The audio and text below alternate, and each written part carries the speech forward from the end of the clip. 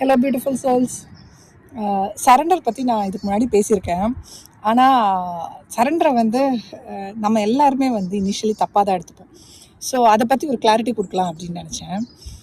What is surrender? Surrender அப்படிங்கிறது கடவுள் எல்லாமே பண்ணிப்பார் அப்படின்னு சொல்லிட்டு நம்ம வந்து அந்த கண்ட்ரோல் எடுத்துக்கிறத விட்டுட்டு கம்ப்ளீட்டாக அவர்கிட்ட கொடுத்துடுறது. இந்த ஜேர்னியாக இருக்கட்டும், லைஃபாக இருக்கட்டும், எல்லா விஷயமே வந்து அவருக்கு அப்பாற்பட்டு நம்மளால் எதுவுமே கண்ட்ரோல் பண்ண முடியாது அப்படிங்கிறத நம்ம புரிஞ்சுப்போம். அதுக்கப்புறம் நம்ம வந்து சரண்டர் பண்ணிட்டோம் அப்படின்னு சொல்லுவோம். ஆனால் ட்வின் ஃப்ளேம் ஜேர்னியில் என்ன நடக்கும் அப்படின்னா, நம்ம சரண்டர் பண்ணாலும் நம்ம மனசுக்குள்ளே இருக்கிற ஒரு கன்ஃபர்மேஷன் எப்படின்னா, லைக் கண்டிப்பாக வந்து ட்வின் ஃப்ளேம் யூனியன் நடக்கும், கடவுள் வந்து இனிமேல் எனக்கு எல்லாமே செஞ்சு தந்துடுவார், கொண்டு வந்து எனக்கு தந்துடுவார் அப்படிங்கிற ஒரு தாட் இருக்கும். அந்த தாட் என்ன தெரியுமா பண்ண ஆரம்பிக்கும்? ஸ்லோலி உங்கள் மைண்டை வந்து பிரெயின் வாஷ் பண்ண ஆரம்பிக்கும்.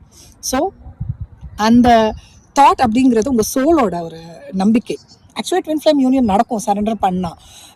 And you have to learn the lesson. என்ன லெசன்?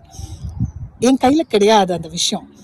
நடக்கணும்னு இருந்தால் நடக்கும், நடக்கக்கூடாதுன்னு இருந்தால் அது நடக்காது அப்படிங்கிறத அவ்வளோ ஸ்ட்ராங்காக நமக்குள்ளே எடுத்துக்கிட்டால் மட்டும்தான் நம்மளால் அந்த சரண்டர் ஸ்டேஜில் கண்டினியூஸாக இருக்க முடியும். இல்லைன்னா என்ன ஆகும் அப்படின்னா, கொஞ்ச நேரத்தில் வந்து ஒரு புஷ் அண்ட் புல் வரும், இல்லை அவங்கக்கிட்டேருந்து ஒரு கைண்ட் ஆஃப் சேஸ் பண்ணுற ஒரு விஷயம் வரும்போது வி ஃபீல் ஸோ ஹாப்பி.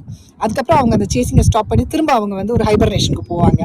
அப்போ வந்து திரும்ப நம்ம மைண்டு வந்து கொஞ்சம் ஸ்ட்ரகிள் பண்ண ஆரம்பிக்கும். ஏன்னா we believe that it is going to happen.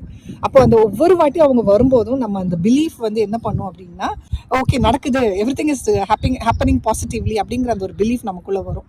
So every time புல் பண்ணும்போது என்ன ஆகும் அப்படின்னா, சின்னதாக ஒரு பயம் வந்துடும் உள்ள. ஐயோ திரும்ப புல் ஆகிட்டாங்களே, என்ன ஆச்சு அப்படிங்கிறது. ஸோ அங்கே வந்து அந்த புல்லில் நம்ம விழாமல் we have to stay strong. அப்படின்னா அங்கே என்ன நம்ம மைண்டுக்கு நம்ம கொடுக்க வேண்டிய ஒரு தாட் ப்ராசஸ் அப்படின்னு சொன்னால், it can happen R it cannot happen. ரெண்டுமே வந்து என் கையில் கிடையாது. என்ன பண்ண முடியும் என்னால்? இல்லையா? எனக்கு இந்த பர்சன் மேலே இருக்கிற அன்பு அப்படிங்கிறது உண்மைதான். அந்த பர்சன் என் கூட இருந்தாலும் இல்லைனாலும், பார்க்குற தூரத்தில் இருந்தாலும் பார்க்காத தூரத்தில் இருந்தாலும், பேசலைனாலும், எந்த கம்யூனிகேஷனும் இல்லைனாலும் அந்த லவ் எனக்குள்ளே இருக்கும். அந்த ஒரு நம்பிக்கை மட்டும்தான் இந்த ஜேர்னியில் உங்களை ஸ்ட்ராங்காக வைக்கும் அப்படின்னு நான் சொல்லுவேன். Nothing else. ஏன்னா if you feel that union is going to happen அப்படிங்கிறத உங்கள் மனசுக்குள்ளே ஃபீல் பண்ணிக்கிட்டே இருந்தீங்க அப்படின்னா, every moment will be like okay, இதுதான் அது அந்த மொமெண்ட், இதுதான் அந்த மொமெண்ட் அப்படிங்கிற ஆசை வரும். ஸோ அந்த ஆசையை நம்ம விட்டுடணும் அப்படின்னா, நம்ம சோல் வந்து அங்கே யூனியனை எதிர்நோக்கி இருந்தாலும் மைண்ட் ஷுட் நாட். கொஞ்சம் கான்ட்ரடிக்டரியாக தான் இருக்கும். ஏன்னா சோல் ஒரு விஷயத்த புரிஞ்சுக்கணும், ஆனால் மைண்ட் வந்து இன்னொரு விஷயத்த புரிஞ்சுக்கணும் அப்படின்னு சொல்கிறோம் இல்லையா? ஸோ ஹவு தட் ஒர்க்ஸ் அப்படின்னா, மைண்ட் எப்போதுமே வந்து எகெயின் அண்ட் எகெயின் நம்மளோட தாட்ஸில் தான் அந்த மைண்டு வந்து எல்லாத்தையுமே வந்து க்ரியேட் பண்ணிக்கும். சோல் அப்படி கிடையாது. சோலுக்கு தனதான ஒரு விஷயம் இருக்குது, அதை வந்து நம்மளால் சேஞ்ச் பண்ண முடியாது. அதுக்கு எப்படி இருக்கோ அப்படியே தான் இருக்கும். ஆனால் உங்கள் மைண்டை வந்து உங்களால் சேஞ்ச் பண்ண முடியும். உங்களுக்கு உங்கள் சோலுக்கு ஏற்ற மாதிரி உங்கள் மைண்டை சேஞ்ச் பண்ணீங்க அப்படின்னா என்ன ஆகும்னா, mind will come back to the normal stage. So அதுக்கு நான் என்ன சொல்லுவேன்னா, உங்கள் மைண்டை ப்ராசஸ் பண்ணும்போது எப்போதுமே ப்ராசஸ் லைக் திஸ். இது நடக்கணும்னு இருந்தால் நடக்கும், இல்லைன்னா நடக்காது. ரெண்டுமே என் கையில் கிடையாது. ஸோ சரண்டரில் வந்து நம்ம கற்றுக்கிற ஒரு மெயினான விஷயம் இதுதாங்க. எல்லாமே கடவுள் பார்த்துப்பாருன்னு கொடுக்கும்போதும் அங்கே கெட்டதாக நிறைய விஷயங்கள் நடக்கலாம். அது கெட்டதாக இருந்தாலும் என் லைஃப்க்கு அதுதான் நல்லது, அதை நான் அக்செப்ட் பண்ணுறதுக்கு ரெடியாக இருக்கேன் அப்படிங்கிறது தான் சரண்டர். அதை விட்டுட்டு கடவுள் எல்லாமே எனக்கு நல்லதாக தான் தருவார் அப்படிங்கிற நம்பிக்கையோடு இருந்தோம் அப்படின்னா, it's not going to happen like that. உங்களுக்கு லைஃப் பற்றி தெரியும் இல்லையா? It can depend on many other factors. Definitely நம்ம சோல் அலைண்டாக கர்மா எல்லாம் கிளியர் பண்ணி கர்மா க்ரியேட் பண்ணாமல் இருந்தால் அவர் life will be the best possible way. இருந்தால் கூட if it is about another person, அந்த பர்சனோட லைஃப்பில் இருக்கிற கர்மாஸ், அந்த பர்சனோட லைஃப்பில் இருக்கிற ஸ்டேஜஸ், அவங்களோட லைஃப்பில் அவங்க கடந்து வந்துட்டுருக்க நிறைய விஷயங்கள், அதெல்லாம் கூட இந்த ஜேர்னியில் ஒரு ஃபேக்டர் இல்லையா? ஸோ என்னோட லைஃப்பை நான் கிளியர் பண்ணி என்னோட சோல் அலைண்டாக நான் வாழும்போது இன்னொரு பர்சன் அந்த லைஃப்பில் வரணும்னா அந்த பர்சனும் சோல் அலைண்டாக இருக்கணும். இந்த உண்மையை தான் நம்ம வந்து சரண்டரில் புரிஞ்சுக்கணும்.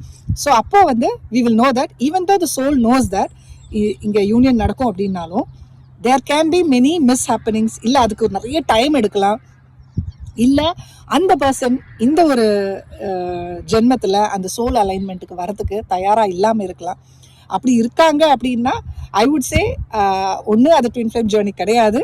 இல்லை அப்படின்னா நம்ம ஒர்க்கில் வந்து நம்ம ஒழுங்காக பண்ணலை, நம்ம சரண்டர் வந்து கிளியராக பண்ணலை, நம்ம எங்கேயெல்லாம் வந்து ஏக்கத்தோடையும் இருக்கோம், ஃபியரோடு இருக்கோம், அப்படிங்கும்போது தான் அது வந்து கம்ப்ளீட்டாக நடக்காது. இல்லைன்னா கண்டிப்பாக நான் சொல்கிறேன் ட்வின் ஃப்ளேம் யூனியன் நடக்கும். ஸோ சின்ன கைடன்ஸ் என்னென்னா, சரண்டர் அப்படிங்கும்போது என்ன வேணால் நடக்கலாம். நாட் தட் ஒன்லி யூனியன் நம்ம நினைக்கிற மாதிரி நடக்கும் அப்படிங்கிறது கிடையாது. ஸோ என்ன வேணால் நடக்கலாம், அது எப்படி வேணால் நடக்கட்டும். அதுதான் அப்படி தான் நடக்கணும்னு இருந்தால் லைஃப்பில் நம்மளால் ஒன்றும் மாற்ற முடியாது இல்லையா? எதுனாலும் நான் ஏற்றுக்கிறதுக்கு தயாராக இருக்கேன்னு உள்ளேந்து ஃபீல் பண்ணணும், வார்த்தைகளில் கிடையாது.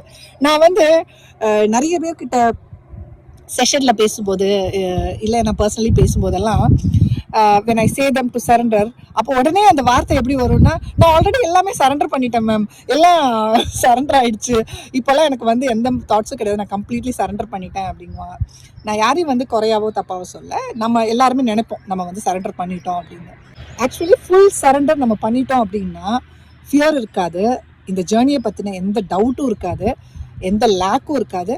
நம்ம வந்து என்ன சொல்லுவோம், ஒரு இன்னொருத்தங்கள்ட்ட ஒரு கைடன்ஸ்க்கு போக வேண்டிய அவசியமும் நமக்கு இருக்காது.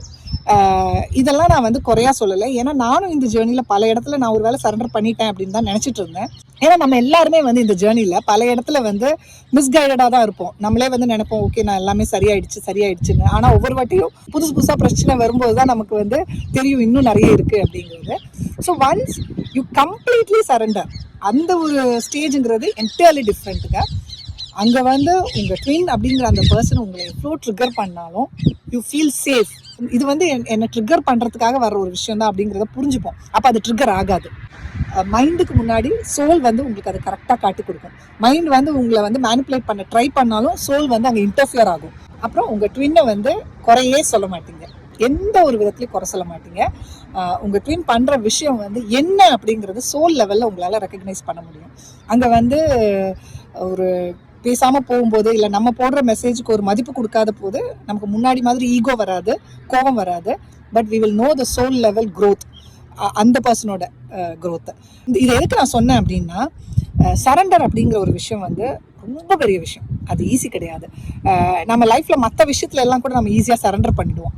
ஆனால் with your twin flame surrender பண்ணுறது அப்படிங்கிறது ரொம்ப கஷ்டம். ஏன்னா இட்ஸ் அ ஹியூமன் டெண்டன்சி. எப்போதுமே இது என்னை விட்டு போயிடுமோ, அந்த அன்பு என்னை விட்டு போயிடுமோங்கிற பயம் நமக்கு பயங்கரமாக இருக்கும். பர்டிகுலர்லி நம்ம வந்து அந்த அளவுக்கு இன்செக்யூரிட்டிஸ் அண்ட் ட்ராமாஸ் இருக்கிறதுனால, நம்ம லைஃப்பில் பயங்கரமாக அடி வாங்கினதுனால செம்மையாக பயப்படுவோம். ஸோ அந்த பயம் அப்படிங்கிற அந்த ஒரு விஷயம் நம்மளை விட்டு போனாதான் கடவுள் வந்து நம்மக்கிட்ட நம்ம எது டிசர்வ் பண்ணுறோமோ அதை கொண்டு வந்து தருவார். நிஜமாவே இது ரொம்ப கான்ட்ரடிக்டரி தான். ஏன்னா இது வந்து எனக்கு சுத்தமாக இல்லைனாலும் நான் ஓகேவாக தான் இருப்பேன் அப்படின்னு நம்ம எப்போ ப்ரூவ் பண்ணுறோமோ அப்போ தான் தருவார். And going to that stage means it's very difficult. And அதுக்கு வந்து அந்த இடத்துல அன்பு போயிடுச்சுங்கிற அர்த்தமே கிடையாது. அன்பு இருக்கும், ஆனால் ஃபிசிக்கலி அந்த அன்பை வந்து நம்ம தேட மாட்டோம். It's going to be beautiful, but கொஞ்சம் ஸ்ட்ரகிளாக தான் இருக்கும். தைரியமாக நம்ம அதை நோக்கி போகலாம். ஓகே டியர்ஸ், டேக் கேர், பாய்.